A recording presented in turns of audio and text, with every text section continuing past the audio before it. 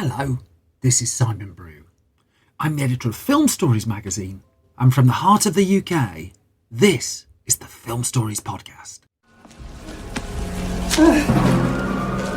This is English courage. With me. And I show you how deep the rabbit hole goes. In movies that had stories. That the story just sucks them in. This is just the beginning. Stories. We would be honored if you would join us. Hello and a very warm welcome to Film Stories with Simon Brew. I am Simon Brew. As always, that's everything you need to know about me. The aim of the podcast, though, is given away in the title. I'm here to talk of the stories of films, and I tend to talk about development stories, production stories, marketing stories, release stories, all the ingredients that go towards making the films that we know and sometimes love. Just that, the films that we know and sometimes love. The films I tend to cover on this podcast have more of a mainstream leaning to them than anything else. They're films I'm interested in or invested in to some degree. I try not to do snark. I try not to punch down. This podcast is a celebration of cinema. It's me respecting just how difficult it is to make a film, and then also me appreciating the fact that films somehow get made. As always, two films to talk about in this episode, so I'm just going to get on with it. I'm going to play you a clip from the first of the two movies I'm going to have a chat about. I'll come to the story of this one, the other side of this. Do we know each other? Not yet. I'm Catherine Banning. And whose head are you after? Yours. You're enjoying something, a worthy adversary? An entertainment. Do you really think I'm going to sleep with the man I'm investigating? Always get your man? Mm-hmm. Think you'll get me? Oh, I hope so. Oh, this must go over. With whom? Whomever you bring here. I never bring anyone here. Well, you got your man caught in a cookie jar now. How are you going to get out of it? You don't believe it's possible that you could ever trust me, do you? You're transferring assets, getting ready to run. Suppose I did run. Then what would you have? Not the painting, $5 million fee, and not me. That then was a clip from the 1999 version of The Thomas Crown Affair, directed by John McTiernan, from a screenplay by Leslie Dixon and Kurt Wimmer, based on The Thomas Crown Affair, the 1968 film penned by Alan Trustman, and starring Pierce Brosnan, Rene Russo, Dennis Leary, Fritz Weaver and Frankie Faison. The 1968 version, the much-loved 1968 version, starred Steve McQueen and Faye Dunaway, was directed by Norman Jewison, famous as well for the song The Windmills of Your Mind, of which got a slight rejig for this one. But The Thomas Crown Affair was in part an interesting exercise in Pierce Brosnan taking his new James Bond fame for a spin and seeing what projects he could get off the ground, because he was involved from the ground floor of this new take on the Thomas Crown Affair through his production company Irish Dreamtime that he'd founded with Beau Sinclair, and they had a couple of films to their name before they got to the Thomas Crown Affair. 1998's The Nephew, 1999's The Match, but nothing really of the scale of what they were about to get to. But in the case of the Thomas Crown Affair, I mean, this was one that that Brosnan identified just after he'd wrapped up his first outing as James Bond in 1995's GoldenEye, because he was on the lookout for projects. He knew he had a bit more clout than he would have had at any other time. He knew that he had the safety net of another James Bond film round the corner as well, 1997's Tomorrow Never Dies, that he was about to jump headfirst into. But he got hold of the rights to do a remake of the Thomas Crown Affair, and work got underway with a screenplay coming together. And the reason that that his production company, he and Beau Sinclair, settled on this one was to quote Sinclair, "We both thought that there was room to take the idea of what the story was about, which is two very interesting, complicated characters who are equally matched but on the wrong side of the law, and take that idea and put it into the 90s. And as Brosnan said, we thought we'd get away with it. We thought we could do this. It's as simple as that. He said, I thought it was doable. I loved the film. I loved the original. And Brosnan was going to produce this. He was clearly going to star in it as well. And as much as the original Thomas Crown Affair was much loved, there was enough of a spin they felt they could put on it and make it their own. And so, I mean, Brosnan, for one, suggested making it in New York for a start. And he, as they started to put down on paper what they wanted to do, the idea of shooting it in New York at this stage felt like a bit of a pipe dream. But Brosnan was just like, he thought there was a sporting chance this wasn't going to get made. So he was damned if he wasn't going to put down everything that he wanted to do on it. And so Alan Trustman's script for the original film turned out to be the starting point of this one, but there would be changes coming along. And the changes were in part fueled by the choice of director for the movie. Because when it came to a helm for it, Brosnan admitted that John McTiernan was a man he'd wanted to do a James Bond film for a start, and understandably so. McTiernan is best known for directing Die Hard and Predator and films of that ilk, but he and Brosnan had worked together on a film called Nomads in 1986. It would be fair to say it hadn't done either of their careers that many favours, but they were familiar with each other, and the idea of coming up with a new project was, well, that was a good one. And so the script was coming along. Brosnan was making his Bond films, and at this stage, John McTiernan, in the time frame originally envisaged for this new Thomas Crown movie, wasn't available to make it, and so other candidates were considered. And one particularly who bubbled up was Roger Donaldson, who had directed the likes of No Way Out and 13 Days and a whole series of wonderful films. He would in the end work together with Brosnan on 2014's The November Man, but on this one it just didn't quite work out that he would slip into the director's chair for this one. But Brosnan also knew, as he was talking to Entertainment Weekly about it, what he wanted this film to be and what he didn't want it to be, because he was conscious, and he knew that it was be compared to a James Bond movie. He knew that the title character had the suave sophistication. In this case, he was going to be an art thief, but he said, I didn't want to stray 180 degrees away from Bond, adding that there's a lot to be said for keeping the audience who likes what you do. And I mean, he would go down this road a little bit again in the 2001 adaptation of the John le Carre story, The Tailor of Panama, a different style of film, but again with this central mysterious MI6 agent at the heart of it.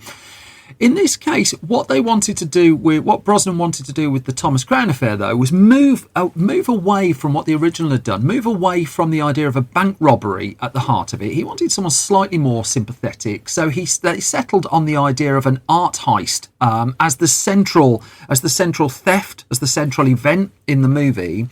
And he wanted also the romance angle of the film built up. That wasn't hugely prevalent in the original movie, although there was some sizzling chemistry in it. But for the purposes of this film, well, they needed screenwriters. And so two were brought in. Leslie Dixon, who'd penned the Mrs. Doubtfire screenplay. And of course, Brosnan was part of the Mrs. Doubtfire ensemble. And they got in Kurt Wimmer as well, because they wanted him on board just to beef up the action and put an action side of the movie. And so it got to director time again. And now John McTiernan was available. He was back. He was back in the frame for the film, and so they had a conversation about this. And well, for McTiernan at this stage, it must have come as something of a blessed relief, because he was mired at this stage in a really difficult film that had just been stuck in Hollywood hell for a while. This was an adaptation of Eaters of the Dead, the Michael Crichton story that was turned into The 13th Warrior, starring Antonio Banderas. And the movie had shot in the summer of 1997. McTiernan directed it, but then the test audiences hated it. The story was that Michael Crichton then came in to basically took over as director, usurping McTiernan, who was coming not far off the back of Die Hard with a Vengeance when he took the movie on. The whole film was recut, and in fact, it would be released in 1999, the same summer that the Thomas Crown Affair was released in. But that's where McTiernan was at that stage in his career, and so this script and this project coming his way, well, now he was on board, and that he was eye to eye with Brosnan and some of the changes that they wanted to make for this one. McTiernan too, for one, he wanted to change the title character. He wanted to change who Thomas Crown was, from a man of old money as we see in the original film to someone who's self-made. So the Brosnan version of Thomas Crown, who we see, is someone who spent 20 years making his fortune. He's now in it for the challenge, and he and Brosnan worked on the direction that they wanted it to go, but McTiernan in interviews was giving the credit to Dixon and Wimmer for the screenplay and wasn't trying to take that away from them at all. So what they had now was a script that was working, or was certainly on the path to working. They had a leading man in Brosnan. They had the kind of director a studio would have been happy with in McTiernan, but they needed someone to go toe-to-toe as the co-star in the lead female role, to go toe-to-toe with Brosnan.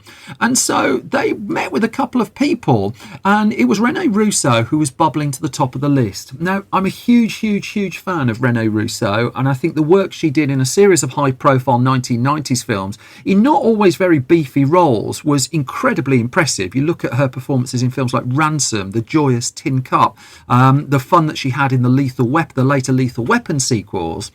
But she had a meeting with John McTiernan about this, and Entertainment Weekly ran a report on that particular conversation, because McTiernan at this stage wasn't really a fan of how she changed her look for the Lethal Weapon films. This is a really 1990s story, isn't it? So McTiernan did want her for the lead female role in the movie, and in fact he turned younger performers down. What they didn't necessarily want to do is give Pierce Brosnan a co-star who was 10-20 years younger. They were making, in their mind, a film for adults, not like that, but a grown-up movie, and they didn't need to pander to kind of Hollywood convention on this. And also, Rene Russo, an extraordinary talent, right? A terrific actor, and a terrific leading actor as well. I do always wonder if she'd have more leading roles in the 1990s, certainly some of the ones that I think she deserved. But McTiernan was a little bit reluctant at first, and it was Rene Russo who told Entertainment Weekly that at our meeting, he said, if you looked like what you look like in Lethal Weapon, we're in trouble. That's what he said to her. And then he said, you've neutered yourself in all the films you've done. And so that left Russo thinking, and this is her words, I'm quoting this very directly, and she went on to add in the same piece that I'm thinking he doesn't like the way I look, and he says I'm not sexy. What the hell am I here for? The thing was, though, appreciating those quotes are in a 1990s context and don't read particularly well now, although they weren't reading particularly great then. But the thing remained that McTiernan really did want Rene Russo to take on the co-starring role in the movie, but he did have another concern in the mix as well. And Russo was aware of this as well, because McTiernan was worried that Russo was Christian and very and practicing Christian as well, and wouldn't be happy with some of the, let's just say, disrobing scenes that take place in the film. And Russo admitted in an interview around the time of the release that was picked up by the Glasgow Herald that she had mixed feelings about some of the saucy stuff as well, but nothing that would stop her in the end doing the film, and adding that she had to sign a waiver saying, quote, they could let my whole ass hang out there before that they would give her the role. She signed up. Faye Dunaway from the original movie, she was asked to do a cameo as well, with McTiernan saying that was, quote, it's a way of being respectful to the original. Also brought in was Dennis Leary for one of his bigger film roles at that point as well. Brosnan still had to do a bit of preparation work. I mean, he knew his way around stunt performing, of course, but there's a sequence in the new movie that involved catamarans and racing them, and thus he had to take lessons in that beforehand.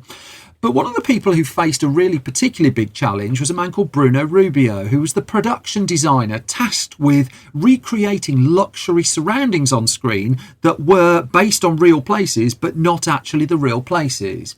Because it turns out if you're making a movie about an art heist, then museums don't tend to like letting you use their premises. The idea of bringing in a big Hollywood movie crew to show people how to nick pictures off the wall was certainly not appealing to the New York Metropolitan Museum of Art, which was the given location for the film, and so inevitably it wasn't where the movie was shot. Now, it didn't mean that the Met was not approached for permission. It was. It turned it down, which was not a shock. And so the plan was an alternate museum was to be built on a soundstage and for the exhibits to be replicated, or certainly to give the look of a luxury high-end museum.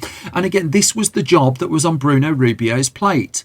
So, as John McTiernan would say, you probably can't get permission to film an art theft in any major museum in the world, adding they have huge security systems. They're very secretive about how these operate. They also can't insure valuable artworks against potential damage from a film crew working around them with smoke effects and sprinkler systems going off, as happens in one sequence in the movie. And as McTiernan admitted, neither could we. They couldn't insure them either. One wrecked painting could be the budget of the entire movie. And as he put it, it's such a Hollywood thing, we had no choice but to make our own museum. And so they did that. They did it on a soundstage, and they set up next to the soundstage where the movie was shooting a mould making facility. And what it meant was that they could make the practical exhibits that they required to dress the sets that they were putting together in the soundstage right next door to where everything was being built. Now, just because they weren't using real life exhibits and sculptures and artworks, that doesn't mean that they weren't, inverted commas, taking some influence from them. And in fact, what they did for this one is they commissioned a lot of work from what was described as a group of master forgers who happened to be in Paris. And this is a company called Trubsky Limited that was working under the direction of a man called Christopher Moore. And entirely legally, I have to be clear on this, is a team of artists who were described as reproducing fine works of art. And they've been doing this for about 20 years. And so in the end, for the Thomas Crown Affair, they had to replicate more than 200 paintings that are hung in the gallery that we see in the film by painters such as John Singer Sargent, Mary Cassatt, Claude Monet's a bit of work in there. We don't do Monet on this podcast very often. I'm getting a little bit highbrow, but they basically had to forge a whole load of paintings to be able to dress the museum, and that's the only way they could get them. Now, it should be noted that even though they didn't have to buy in priceless and irreplaceable works of art, the budget for this was still going to be pretty much on the high side for what it was. $48 million was going to be the price. MGM was coming in to distribute the movie. And filming could finally begin once all the sets had been built, including building a luxury mansion from Fifth Avenue, New York, was recreated in a warehouse. But filming could begin in the autumn of 1998 under McTiernan's stewardship, even while The 13th Warrior was being butchered in an editing suite somewhere. Now, it was a little bit of a bumpy start for this one. As had been Brosnan's wish, this would shoot primarily in New York, but there was a very early personnel change. The original director of photography on the Thomas Crown Affair was Erickson Core. Now, Erickson Core has gone on to direct features such as the remake, reimagining, whatever you want to call it, of Point Break. He was the original director of photography, but for reasons I can't get to the bottom of, he was replaced after just over a week by Tom Priestley Jr., who saw the movie through to completion. The majority of his work was being done on sound stages, so they had a degree of control over what they were shooting. There was some location stuff. I mean, the New York Public Library was shot on location. That doubled up as the museum entrance, and you see quite a lot of shots of New York in the movie as well.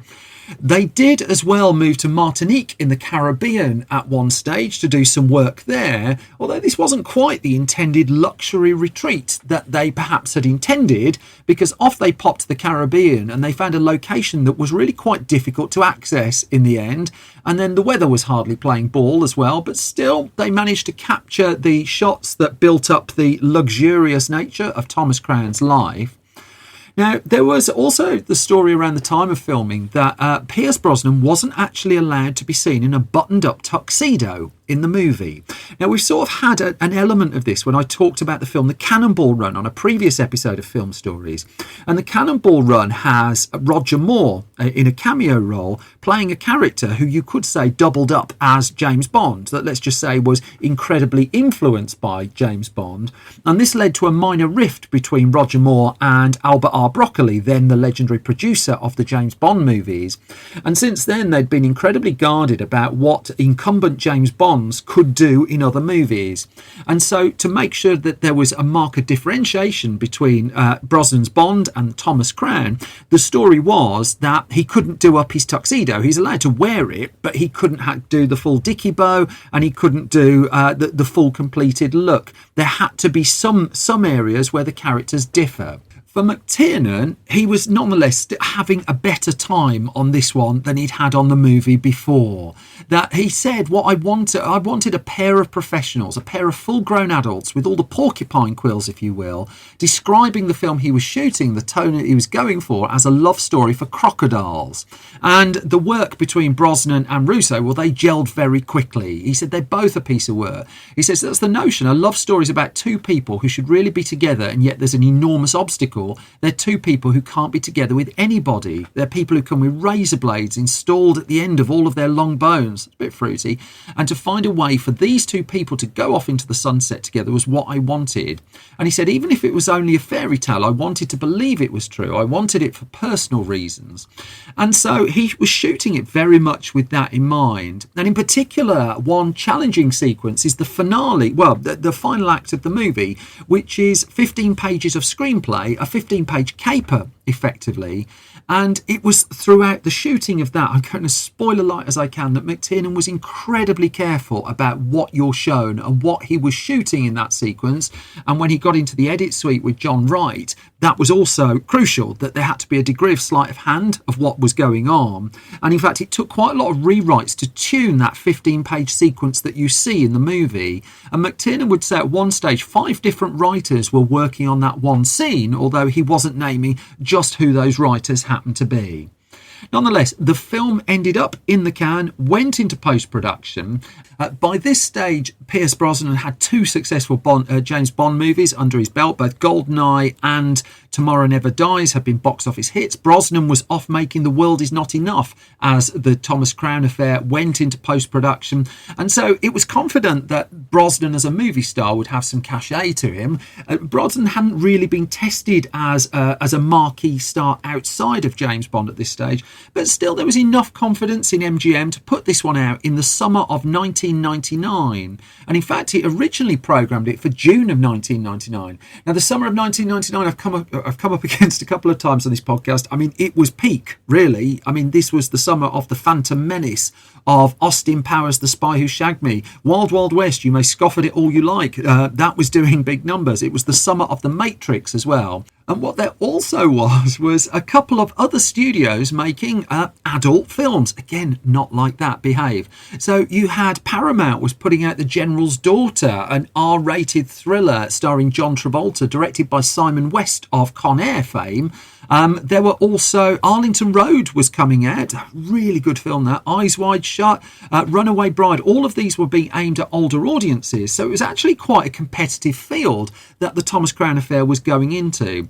So much so that when Paramount got confident about The General's Daughter and moved its release date to directly compete with the Thomas Crown Affair, well, MGM blinked and moved its film back to August the 6th, 1999. That was when it was going to be released in American cinemas.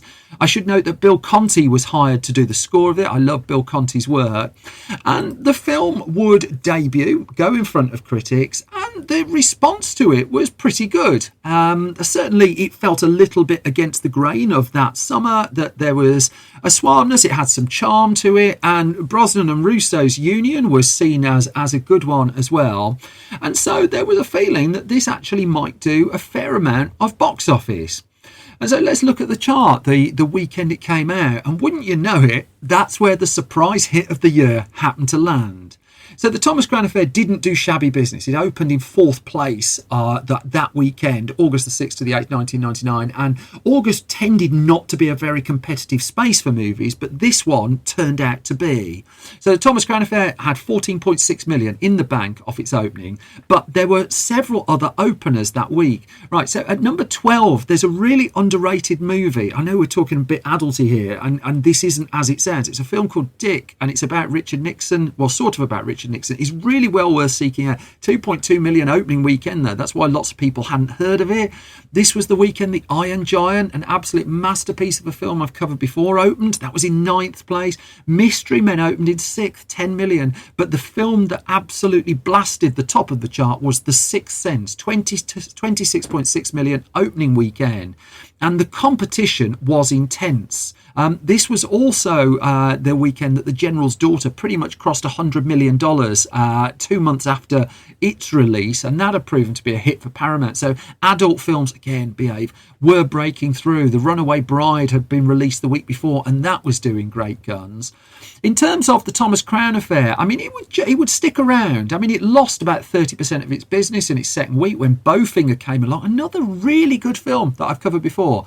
But it was still hanging around in the top 5. It lost another 30% the week after as Mickey Blue Eyes and Universal Soldier The Return popped up, but it was still hanging around the top 10 even the week after. I mean, it was holding in 6th place as the 13th Warrior, ironically, came along and opened in 2nd place that weekend. But also, even heading into September 1999, the Thomas Crown Affair was just hanging around. It wasn't doing mega money, but it was drawing in enough so that cinemas would keep programming it, and it was holding nearly 2,000 screens. And it wouldn't be until the end of September 1999 when it dropped out of the top 10 in the US for the first time, by which point it had a comfortable amount of money to its name. So on its US gross in the end came in at 69.3 million, a pretty solid amount really for a film of its ilk that skewed to a more mature audience. It added 55 million overseas as well for a worldwide gross of 125 million, and DVDs were just about starting to explode at this point as well, so it did a fair amount of money there too. That ordinarily would be the end of the story. Brosnan went off to do things like to do more Bond, would do The Tailor of Panama.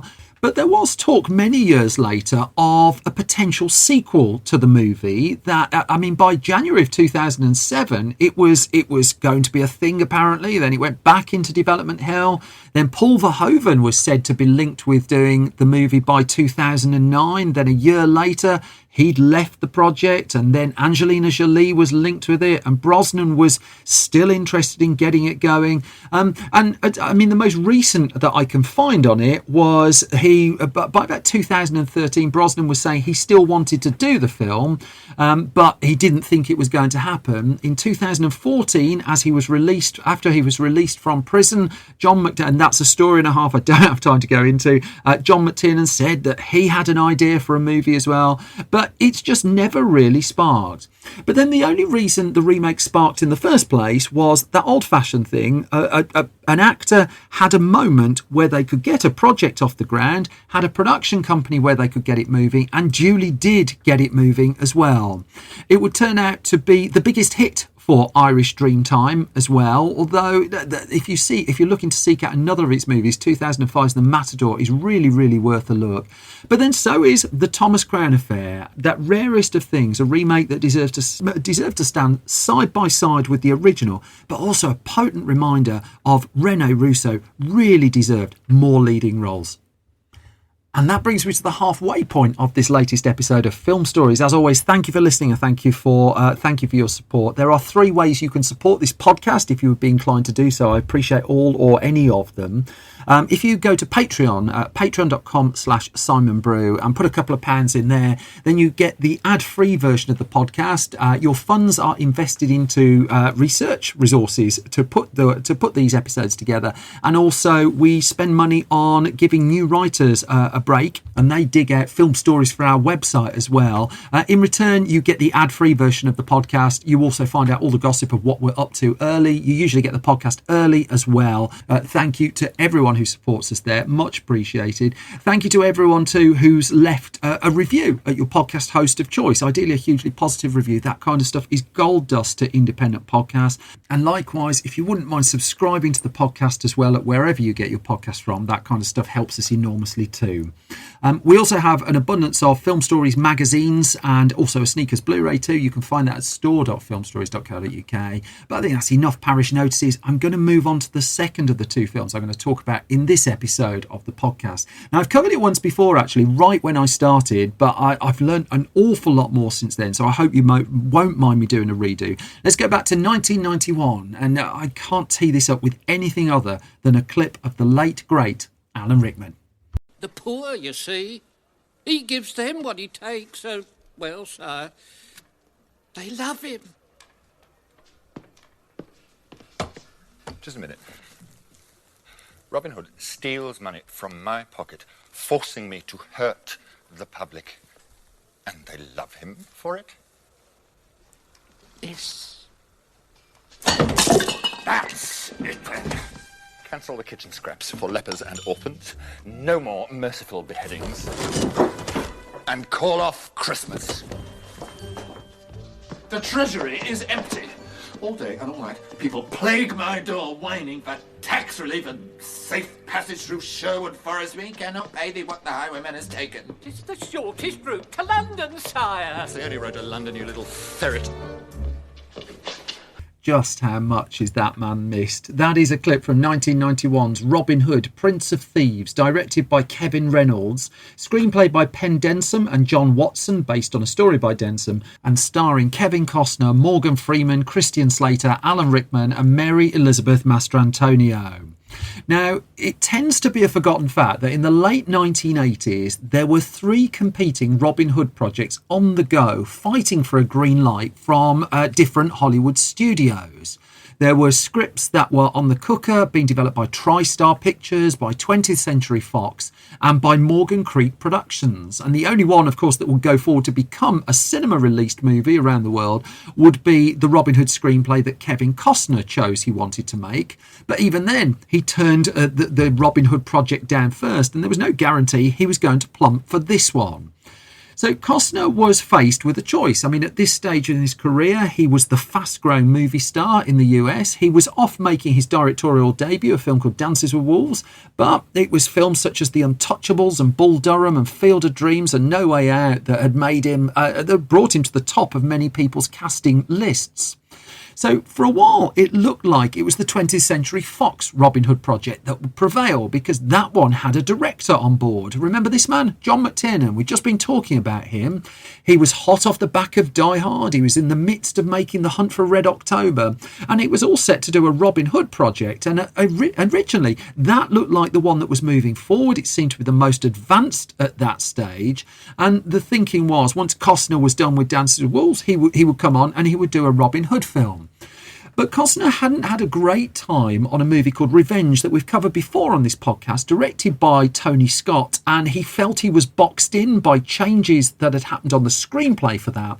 So Costner was going to have a bit more control over this. He had a bit more clout. And ultimately, in the end, the 20th Century Fox script just wasn't ready in time. That John McTiernan was also interested in a new project that was coming together with Sean Connery, one that ultimately didn't get made, although they would unite for the movie Medicine Man not long thereafter. But the one that got past the finish line, well, let's go back a little bit, because the Robin Hood, Prince of Thieves began with a screenplay outline by a writer called Penn Densom. Now, what he put together was a 92-page treatment, an outline for how he felt this should go, a kind of Robin Hood meets Raiders of the Lost Ark kind of tale. The idea being that he would dig into the 12th century legend of Robin Hood, but he would put new twists on it. He would modernise certain bits of it. He'd bring in the idea of Richard the Lionheart and the Crusades. And so he nailed this idea and then brought in John Watson, his writing partner, and the two of them got to work on the script. Now, this script then became heavily in demand. So by early 1990, the production company Morgan Creek had swept in, and it was known for, it had had hit films at that stage. Major League had done all right. The first Young Guns movie had certainly made it a few quid, but it wasn't the kind of company you would go to thinking, oh, this is all about enormous blockbusters per se. Still, it got into a mini bidding war for Penn Densom and John Watson's script and ultimately would pay $1.2 million for it. Now, 20th Century Fox was not happy about this. There was an article in the Los Angeles Times in July of 1990 quoting Joe Roth of Fox as saying that Morgan Creek had acted, quote, unjustly, if not immorally, arguing that it already knew that Fox had a Robin Hood project going before it had acquired this script. But with 20th Century Fox and now TriStar Pictures as well, both threatening to launch Robin Hoods of their own, Morgan Creek knew it was starting last. And so its plan was, let's get a lot of the mechanics going. So it promptly dispatched John Watson to England to start finding a crew and to start scouting locations. And at this stage, it didn't have a director, it didn't have a star. It was $1,200,000 down just off the back of the screenplay. And the news was still that Fox was circling Kevin Costner as a possible star for its movie. Now, Penn Denson did an interview with Blue Cat Screenplay, and he was open about the fact they were aware of the competition even as they were finishing their script. He said, when we were nearly done with it, we discovered a competing project was out there, and we did debate finishing it. But Denson said, I'd already abandoned one story under similar circumstances and didn't want to do that again, so we moved forward. And he said that was part of the lesson, not giving up. That said, no one else was giving up immediately. TriStar at this stage had lured Edward Zwick, the director of the hit movie Glory, the Oscar-winning movie Glory, and it was eyeing a September 1990 start date for its film. Fox wanted to get going by October 1990, and so Morgan Creek, the least resourced of these companies, knew that even without a start, it had to be seen to be going as fast as possible, and so it set a start date for its project of September the 3rd.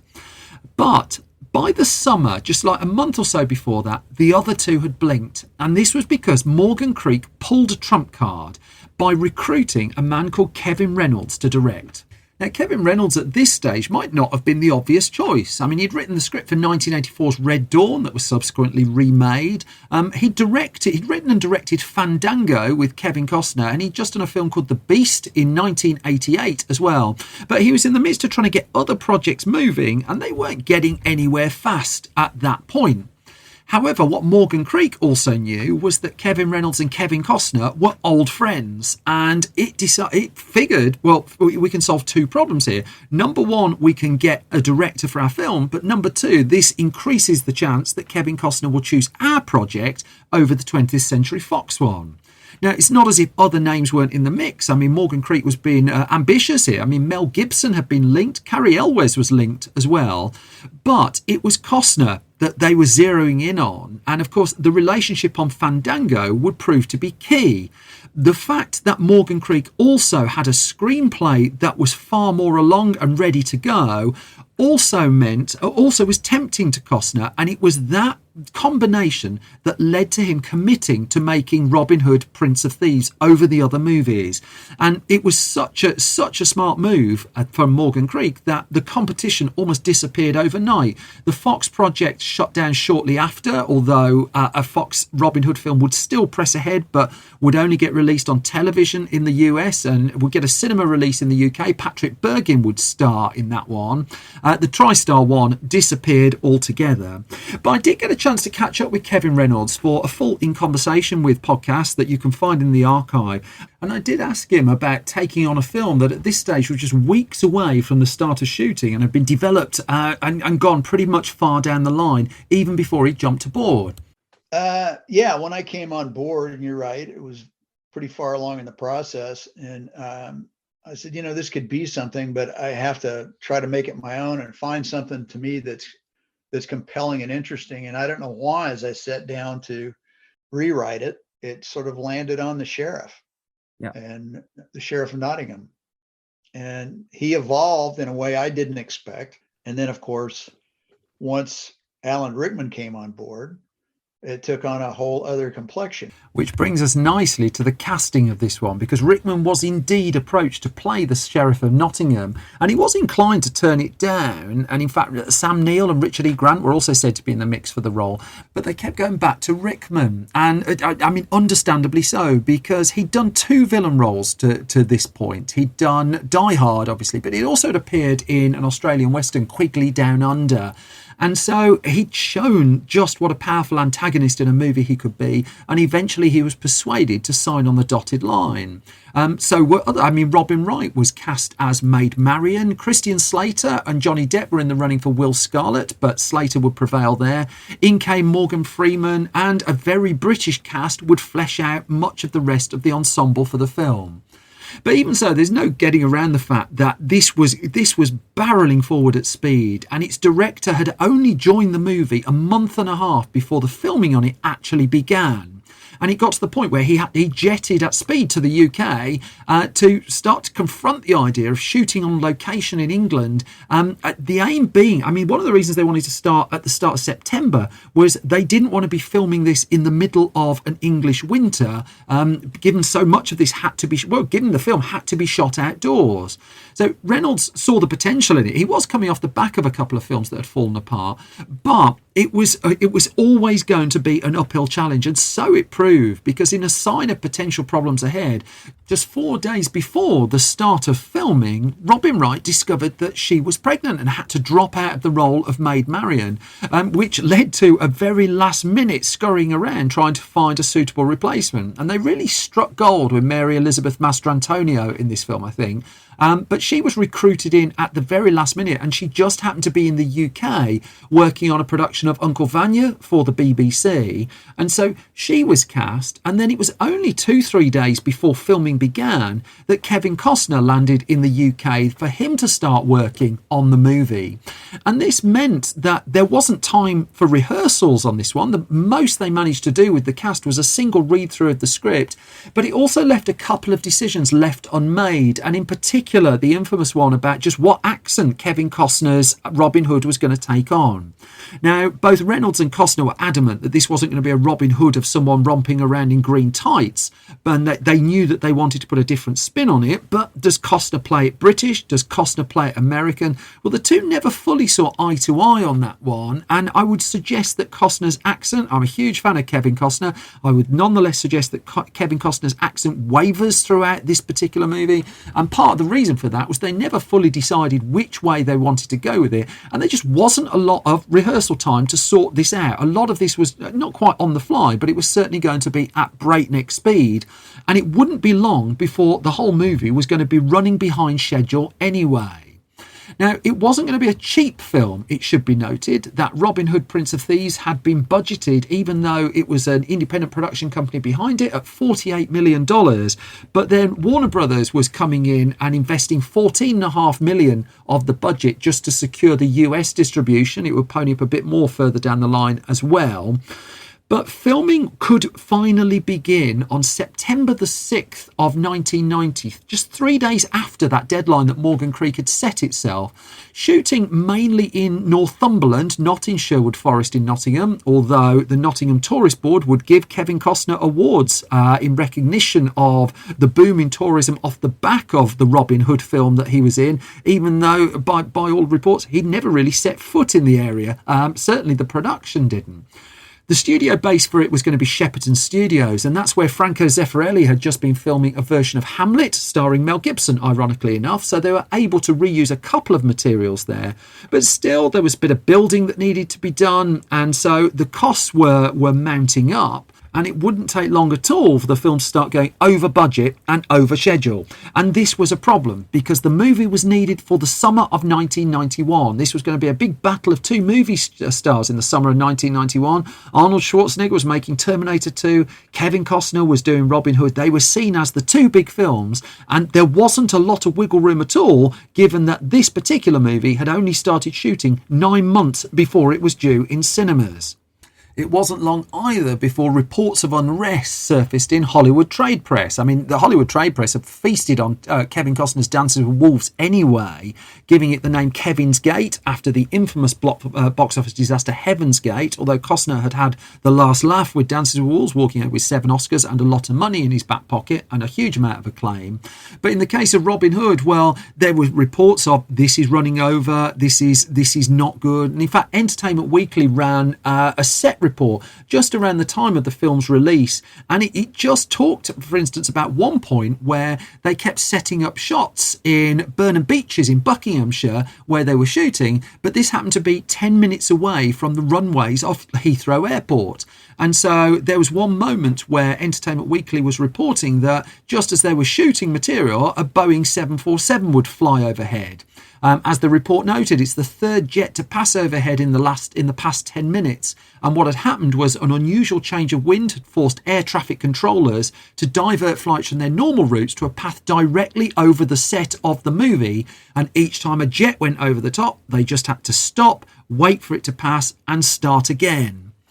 There was a bit of improvisation in the midst of the film. It's worth noting that. I mean, Alan Rickman's performance clearly lent on that. And Christian Slater at one stage utters the only F-bomb in the entire movie. That was said to have been improvised as well. But Rickman was not really a fan of the dialogue in the script. And it emerged many years later that he'd actually enlisted a couple of friends, Ruby Wax and Peter Barnes, to work on one or two fresh lines to spice things up. Now, very few people knew he was doing this, but one of those people was Kevin Reynolds, and Reynolds didn't seek permission to go off-piste with the script, and it was, to a degree, it was their secret.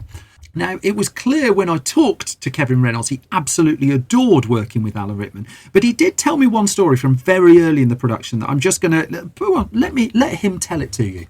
Working with Alan was just wonderful because we just fed off of each other, and he would sort of take what I had written. And he goes, okay, well, I like this, but what if I do this on top of it? And I went, great, that's great. So we just, it was wonderful. It was wonderful. And yes, it's over the top, and yes, it can get campy and all, but it was a lot of fun. It was a lot of fun because I knew when Alan came to set, he was going to bring so much, and I knew he was going to surprise me, and I couldn't wait to see what he was going to do with it.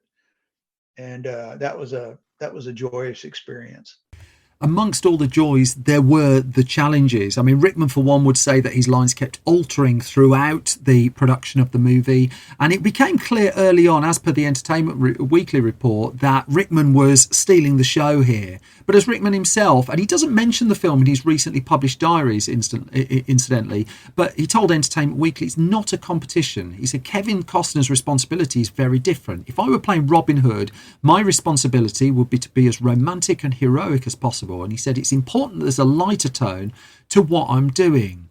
Now, Reynolds, talking about Costner's performance in the movie, suggested, I think the line in the article says it may have lacked vigour, and he just says Kevin was pretty tired, and understandably so after Dances with Wolves, but he did the best he could do. He threw himself completely into the character, even though there was no time for him to assimilate the part. For Mary Elizabeth Mastrantonio, though, I mean, she would observe it felt like different films, different attitudes, and I'd much rather have been in Alan Rickman's film because I wanted to do what he was doing. Costner, for one, was fairly sanguine on the set. I mean, he knew what he'd walked into, and he did say it's very dangerous to be working so fast. He said, we're relying on the weather, and some days the weather was so bad that they just got a few hours of filming. And he says every time the weather turns against us, we could get behind. And he says when that happens, there's the feeling that certain people want to do something about it to shorten the filming time, which seemed to be a lightly aimed barb at Morgan Creek. But again, I can't say that for definite. But he says that it's not always the cure. He was one of the many people having fun on the set with Brian Blessed, meanwhile. The mighty Brian Blessed takes a small role in the movie, and he and Costner got on like a house on fire. Although, as Kevin Reynolds told me as well, they nearly managed to kill Brian Blessed in the making of the film. It's a scene where he's coming out of the castle and he's confronting all these hooded horsemen. They look like the Ku Klux Klan, and Alan's part of them. And he rides out, and he's standing on top of this ramp on horseback. And, you know, Brian was a good horseman. But he came out, and as he started down the ramp, the horse slipped. His feet went out from under him, and the horse rolled over on Brian. This is a big horse, rolled completely over him. And I was like, oh, my God. And Brian jumped up, and he goes, I'm okay. I'm okay. I did inevitably ask the question that needed to be asked straight after that to check that the horse was fine, and the horse apparently was. And again, you can hear the full context of the conversation with Kevin Reynolds on a back episode of the Film Stories podcast, and we get into the film quite a lot. Back to the production, though, which again was going further and further over. I mean, there's a lovely story that a colleague of mine, Dan Cooper, uncovered when he was writing about the 1991 Robin Hood movie with Patrick Bergin, whereby he learned that the crew of the two films were interchanging, that the one set of crew would work on Prince of Thieves during the week, and then they would go and work on the lower budget Robin Hood at weekends for a bit of extra cash and complain that the food wasn't as good on the lower budget version of it. But there was no way around the fact that the film was running over, and the plans to get it in the can by Christmas were not met. And in the end, Robin Hood Prince of Thieves would finish shooting in January 1991, just 5 months ahead of when it was expected in cinemas. This had a knock-on effect for Mary Elizabeth Mastrantonio's wedding licence, as it turned out, because she was due to get married, but because the film ran over, it caused her wedding licence to lapse, and she had to reapply for that. As she would tell the Sunday Herald, she said, wedding licences run out and you have to reapply. flight, and the film wrapped so many weeks later than scheduled, it was ridiculous. For Costner, there wasn't much breathing room either. He had to go straight off to make JFK with Oliver Stone. But there was still time just in the midst of production for a cameo, which if you've not seen the film, you might want to fast forward the next minute of the podcast, where a major movie star was brought in for a reported haggled down to $250,000 fee for one day's work. Now, this was originally going to be a role taken on by John Cleese, but it was Penn Denson who fought for the person we ultimately get in the movie, a reunion between Costner and Sean Connery following The Untouchables. And Denson said that if they'd gone with Cleese, it would have undercut all the picture had tried to accomplish. It would have played it too comedic. And he said, I couldn't stomach that because I felt all of the care, all of the investment, all the love, all the effort that the characters were playing all came down to a joke. And he told this to the International Screenwriters Association, and he would quietly approach Sean Connery's agent to see if a deal could be struck. And in the end, a deal indeed could be. So the story of the post-production of Robin Hood, Prince of Thieves is relatively infamous one because the edit of this one was difficult and it is relatively well known. That Kevin Reynolds had his 10 weeks as mandated by the Directors Guild of America to put together his first cut of the movie, which he duly did. And this just about left time to sneak in a couple of test screenings, one of which took place in Sacramento in the US in the April of 1991, just weeks ahead of release. Now, on the plus side, the response to the film was really strong. They were getting really good audience reaction scores to the movie, but in the cards that the research audience were given to fill in, they were asked, who was your favourite character? What were your favourite bits? And uniformly, the answer was coming back, anything with Alan Rickman as the Sheriff of Nottingham, and favourite character, Alan Rickman as the Sheriff of Nottingham. Now, this spooked Warner Brothers because at this stage, Kevin Costner's Dances with Wolves had gone on to be a gigantic hit. He was at this stage toe-to-toe with Schwarzenegger as the biggest movie star in the world. And here it was about to put out effectively a movie star vehicle action-adventure, and the movie star that it was banking on heavily to bring home the bacon for it was reportedly being acted off the screen, or at least it was the other performance in the movie that was overshadowing his, and Warner Brothers wanted changes. It wanted more Costner in the film, and the studio was demanding re-edits.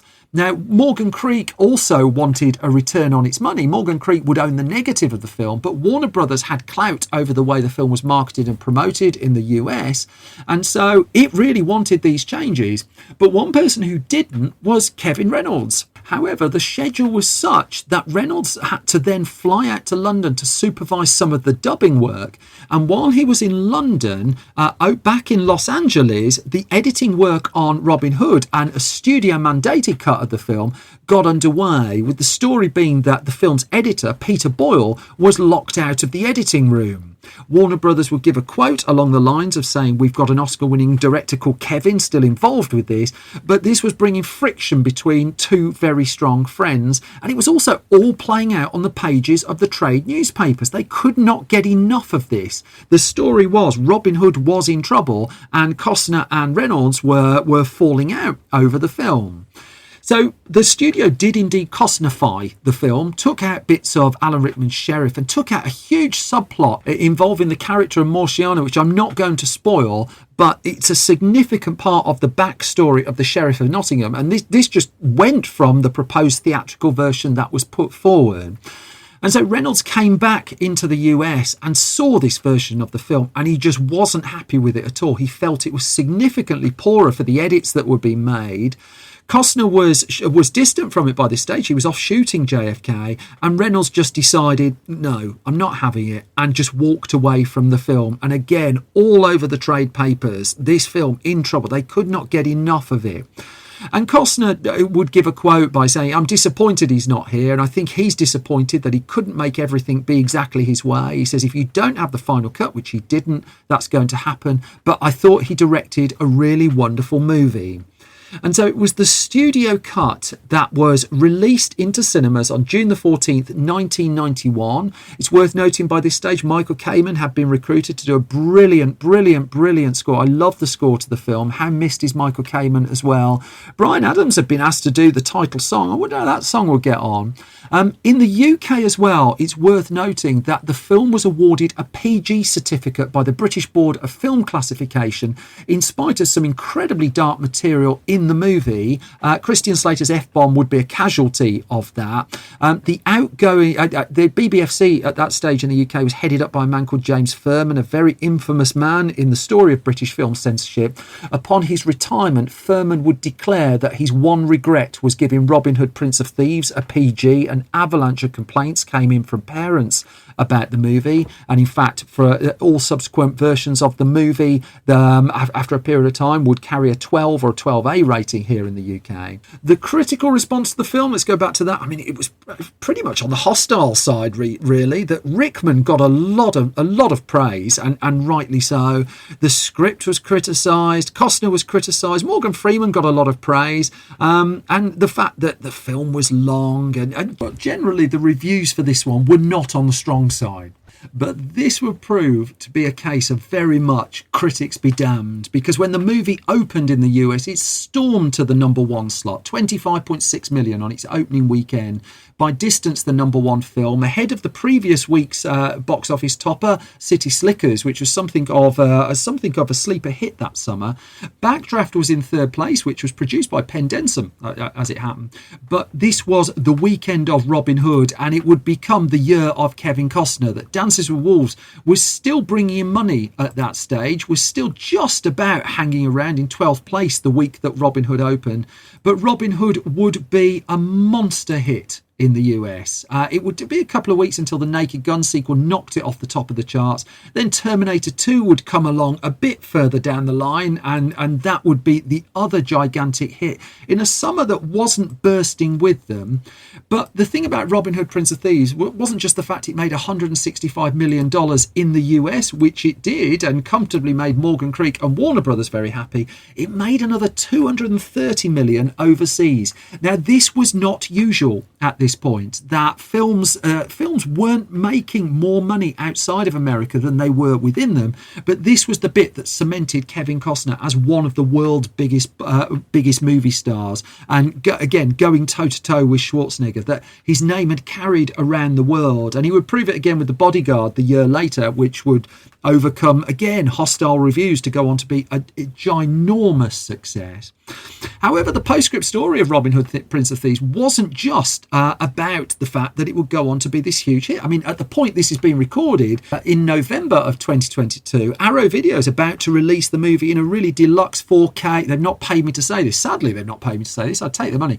But in a deluxe 4K Ultra HD Blu-ray presentation, and the response to that being announced was hugely enthused. And it's clear that this film has kept its audience over a period of time.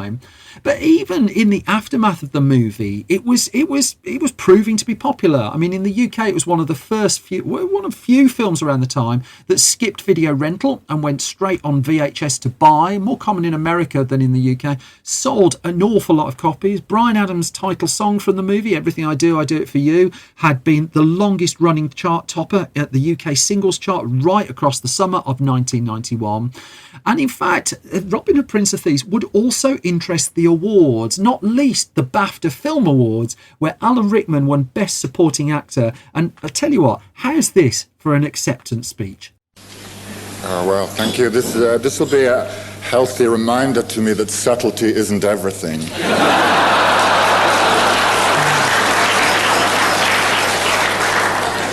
But also of how much I owe to Kevin Reynolds, the director. He was working in a kind of maelstrom, and he's my hero, so thank you very much to him.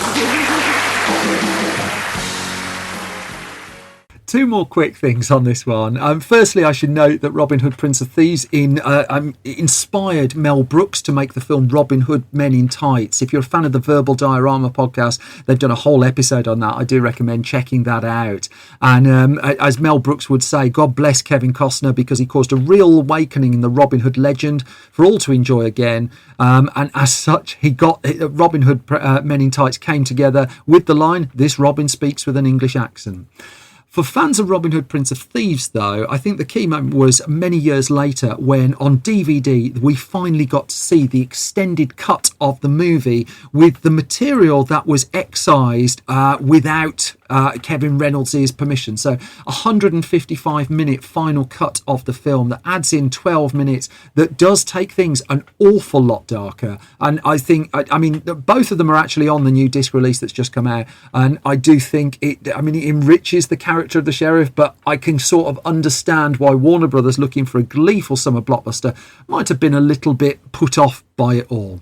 Both versions are now out there. Reynolds and Costner would repair their friendship as well and go on to make the film Waterworld together, where their friendship would be tested and they would fall out again and then come back together to make the miniseries Hatfield and McCoys together many years later. I hope there's another reunion for the pair on the cards at some point, but also I hope there's a Hollywood studio out there somewhere that likes the idea of taking a kind of British legend story, getting a load of British thefts together off some of our most popular telly shows, or just like cameos here and there, bring in a Hollywood star and just go a bit nuts against an insane schedule. Work for Robin Hood, Prince of Thieves. Who knows? Might work again.